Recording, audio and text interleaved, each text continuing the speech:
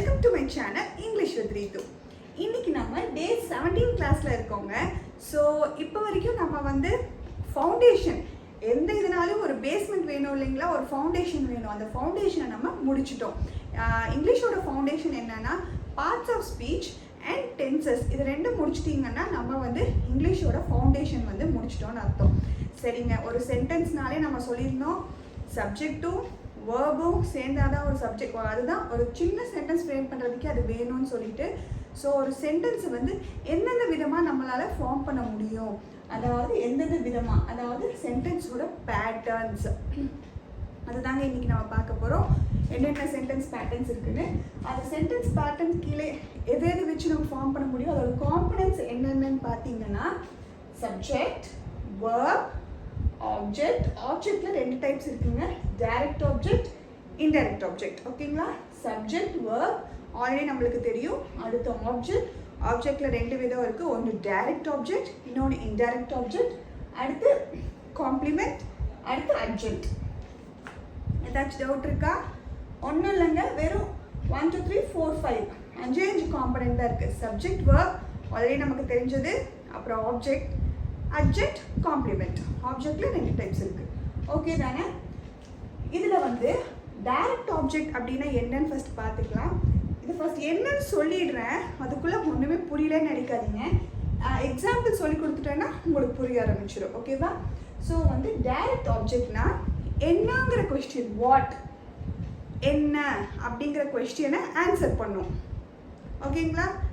என்னமோ சொல்கிறாங்களே அப்படின்னு நினச்சிக்காதீங்க, ஜஸ்ட் என்னன்னு பாருங்கள், எக்ஸாம்பிள் சொன்னால் கிளியராக புரிய ஆரம்பிச்சிடும். ஓகேங்களா?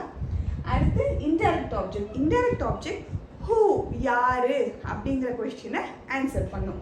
அடுத்து பார்த்தீங்கன்னா அர்ஜென்ட்டுங்கிறது வந்து ஹவு, வென், வேர், ஒய். இந்த 4 கொஸ்டினில் எந்த கொஸ்டின் ஆன்சர் பண்ணாலும் அது வந்து அர்ஜென்ட்.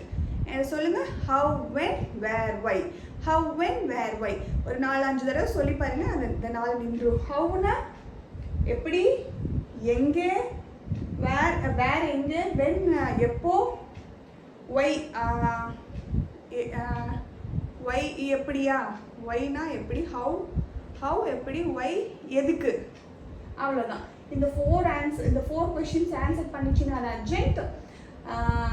ஓகே, அவ்வளோதான். காம்ப்ளிமெண்ட்னா ஆல்ரெடி சப்ஜெக்டை பற்றி ஒரு சப்ஜெக்ட் இருக்கும், அந்த சப்ஜெக்டை பற்றியே நம்ம திரும்ப பேசுவோம். இல்லைன்னா ஒரு ஆப்ஜெக்ட் இருக்கும், அந்த ஆப்ஜெக்டை பற்றியே நம்ம திரும்ப பேசுவோம். ஓகே தானே? ஸோ காம்ப்ளிமெண்ட் புரிஞ்சிருச்சு என்னன்னு. சப்ஜெக்ட் நம்மளுக்கு என்ன தெரியும், ஒரு சென்டென்ஸில் நம்ம யாரை பற்றி பேசுகிறோமோ அவங்க தான் சப்ஜெக்ட். வேர்ப் வந்து நம்ம பண்ணுற ஒரு ஆக்ஷன். கரெக்டாக? ஆக்ஷன் வேர்பில் என்னென்ன வேர்ப் இருக்குது, be verb, have verb, do verb, அதில் எது வந்தாலும் அது ஒரு வேர்பு தான். அடுத்து ஆப்ஜெக்ட்னா அதில் 2 ஆப்ஜெக்ட் இருக்குது, direct object, indirect object. Direct object வந்து என்னங்கிற கொஸ்டின் ஆன்சர் பண்ணும், இன்டைரக்ட் ஆப்ஜெக்ட் வந்து ஹூங்கிற கொஸ்டின் ஆன்சர் பண்ணும். காம்ப்ளிமெண்ட்னா ஆல்ரெடி சப்ஜெக்ட் இருக்கும், சப்ஜெக்டை பற்றியே திரும்ப சொன்னால் அது காம்ப்ளிமெண்ட்னு சொல்லுவோம். இல்லைன்னா ஒரு ஆப்ஜெக்ட் இருக்கும், அந்த ஆப்ஜெக்ட் பற்றியே நம்ம திரும்ப சொல்கிறோன்னா அதை வந்து காம்ப்ளிமெண்ட்னு சொல்லுவோம். அர்ஜென்ட், அர்ஜென்ட் வந்து how, when, where, why question answer பண்ணும். ஸோ இந்த காம்பனண்ட்னா என்னென்ன, இந்த 5 காம்பனண்ட் தெளிவாக தெரிஞ்சிருச்சா? தெரிஞ்சிருச்சு. ஓகே, இப்போ வந்து சென்டென்ஸ், ஒரு வாக்கியத்தை எந்தெந்த விதமாக நம்ம அமைக்கலாம், இந்த 7 விதமாக 1 2 3 4 5 6 7 7 விதமாக நம்ம பேசுகிற மோஸ்ட் ஆஃப் த சென்டென்சஸ் இந்த 7 விதமாக தான் நம்ம அமைக்க போகிறோம். ஓகேங்களா? ஃபஸ்ட்டு சென்டென்ஸ் பாருங்கள், S V. Subject to verb இருக்கிறதுலையே ரொம்ப குட்டியான சென்டென்ஸ். ஓகேங்களா? சப்ஜெக்ட் அண்ட் வேர்ப், அதுதான் நம்ம இத்தனை நாள் அதுதான் நம்ம பண்ணிகிட்டு இருந்தோம். ஸோ அதுதான் சப்ஜெக்ட் அண்ட் வேர்ப். எக்ஸாம்பிள் பார்ப்போம், அஸ்வின் ஈட்ஸ். அவ்வளோதான். அஸ்வின் இருக்கணும்னு அவசியம் கிடையாது, he eats, she eats, I eat, எப்படி வேணால் இருக்கலாம். எந்த ஒரு ப்ரொனவுன் படிச்சிருப்பீங்க, ஸோ ப்ரொனவுன்னா என்னன்னு தெரியும். ஸோ எந்த ஒரு ப்ரொனவுன் கூட இங்கே வரலாம்.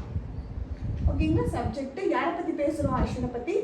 வேர்பு ஒரு ஆக்ஷன் போட்டாச்சு. டவுட் இருக்கா? கிளியர்? ஓகே, செகண்ட் பேட்டர்ன் போயிடலாம். சப்ஜெக்ட், வேர்பு, ஒரு ஆப்ஜெக்ட் இருக்கலாம். ஓகேங்களா? சப்ஜெக்ட், வேர்ப், ஒரு ஆப்ஜெக்ட் வச்சு இப்போ பண்ணலாம்.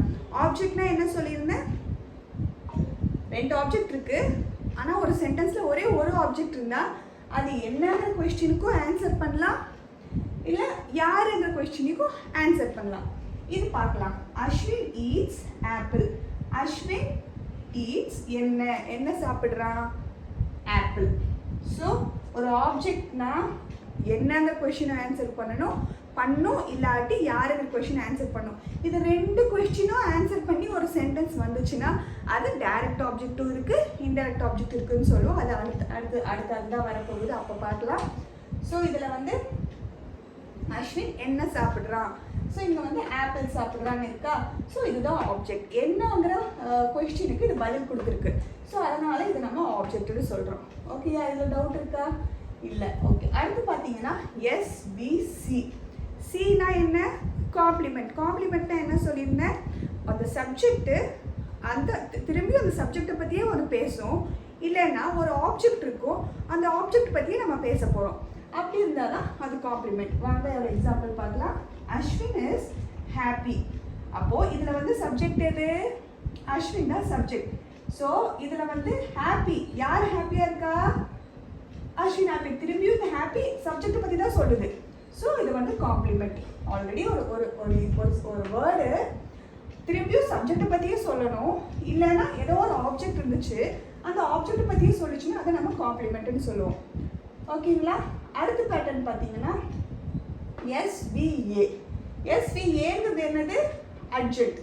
ஸோ சப்ஜெக்ட் வேர்ப் அட்ஜெக்ட் இருக்கணும். சப்ஜெக்ட் வந்து அஸ்வின், வேர்ப் என்னது? ஈட்ஸ். அட்ஜெக்ட்னா இந்த 4 கொஸ்டினில் எந்த கொஸ்டின் ஆன்சர் பண்ணாலும் அது அட்ஜெக்ட்னு சொல்லுவோம். So how, when, where, why எதுவாவது ஒன்று ஆன்சர் பண்ணாலே போதும். So Ashwin eats at 8 PM. 8 PM எப்போ சாப்பிட்றா? எப்போங்க கொஸ்டின் ஆன்சர் பண்ணுதா? How, when, where, why. வென்னுங்கிற கொஸ்டின் இது ஆன்சர் பண்ணிச்சா? ஸோ அது அர்ஜென்ட். இது அர்ஜென்ட்னு சொல்லுவோம். அட் 8 PM அர்ஜென்ட்னு சொல்லுவோம். சரி, இந்த ஆன்சர்லேயே நம்ம டைமுக்கு அட்டு போட்டிருக்கோம். கரெக்டாக ப்ரிப்போசிஷன் படித்தோம்ல, அதில் வந்து அட்டு எதுக்கு போடணும்னு சொல்லியிருந்தேன்? டைமுக்கு போடணும். கரெக்டாக இங்கே அட்டு போட்டிருக்கா? நீங்கள் இன்னு ஆனெல்லாம் போட்டுறாதீங்க. ஓகேவா? ஸோ இது புரிஞ்சுதா? வந்து இது வந்து அர்ஜென்ட்னு. ஓகே. இப்போ அடுத்த பேட்டர்ன் சப்ஜெக்ட் வேர்ப் ஐஓடிஓ. எஸ்விஐஓடிஓ. அதாவது சப்ஜெக்ட் இருக்கும் அஸ்வின், வேர்ப் வந்து கேவ்னா கொடுக்கறது, ஐஓ வந்து என்ன கொஸ்டின் ஆன்சர் பண்ணும்? ஹூ, யாருங்கிற கொஸ்டின் ஆன்சர் பண்ணும். டிஓங்கிறது எந்த கொஸ்டின் ஆன்சர் பண்ணும்? என்னங்கிறது. ஸோ அஸ்வின் கேவ் யாரு? யாருக்கு? எனக்கு. ஸோ யாருங்கிற கொஸ்டின் ஆன்சர் பண்ணுதா? அதனால இது ஐஓ ஆயிடும். என்ன கொடுத்தான்? கிஃப்ட் கொடுத்தான். ஸோ அது டிஓ ஆயிடும். யாருக்கு கொடுத்தா? என்ன கொடுத்தா? யாருக்கு கொடுத்தாங்கிறத ஆன்சர் பண்ணா, அதாவது ஹூ ஆன்சர் பண்ணா அது ஐஓ. என்ன கொடுத்தா, வாட் அப்படிங்கிறத ஆன்சர் பண்ணா அது DO. Ashwin gave me a gift. Ashwin எனக்கு ஒரு கிஃப்ட் கொடுத்தான். ஸோ யாருக்கு என்ன கொடுத்தான்? கிளியராக இருக்கா? ஓகே. இதுதான் எஸ்விஐஓடிஓ. அடுத்து சப்ஜெக்ட் வேர்ப் ஆப்ஜெக்ட் காம்ப்ளிமெண்ட். ஓகேங்களா? இது பார்த்தீங்கன்னா சப்ஜெக்ட் அஸ்வின் போட்டாச்சு. Verb painted. பெயிண்ட் அடிக்கிறது ஒரு ஆக்ஷன் தானே. So painted. ஆப்ஜெக்ட் வந்து என்னத்தை அடிக்கிறான்? என்னன்னு இருக்கலாம், யாருன்னு எடுக்கலாம். என்னங்கிறதுக்கு பதில் வீடு. So Ashwin painted the house. என்னத்தை பெயிண்ட் அடிக்கிறான்? வீட்டை. என்ன கலரில்? ரெட். ஸோ இது அந்த ரெட்டு வந்து எதை பற்றி சொல்லுது? ரெட்டுங்கிறது வந்து எதை பற்றி சொல்லுது? இந்த வீடை பற்றி சொல்லுது. வீடு ரெட் கலர் இருக்குங்கிறத பற்றி சொல்லுது. ஸோ இது வந்து ஆப்ஜெக்ட். ஆல்ரெடி இது ஒரு ஆப்ஜெக்ட். ஆப்ஜெக்டை பற்றி திரும்பியும் அது சொல்லுது. நான் என்ன சொல்லியிருந்தேன்? காம்ப்ளிமெண்ட்னா, காம்ப்ளிமெண்ட்டுங்கிறது அது எந்த ஒரு வார்த்தை சப்ஜெக்டை பற்றி திரும்ப சொல்லுதோ இல்லாட்டி ஆப்ஜெக்டை பற்றி திரும்ப சொல்லிச்சோ அந்த மாதிரி இருந்துச்சுன்னா இது வந்து காம்ப்ளிமெண்ட்னு சொல்லியிருந்தேன். ஸோ இந்த ரெட்டுங்கிறது வீடு ரெட் கலர் இருக்குங்கிறத பற்றி திரும்பியும் சொல்லுது. அஸ்வின் ரெட் கலரில் இருக்கானா?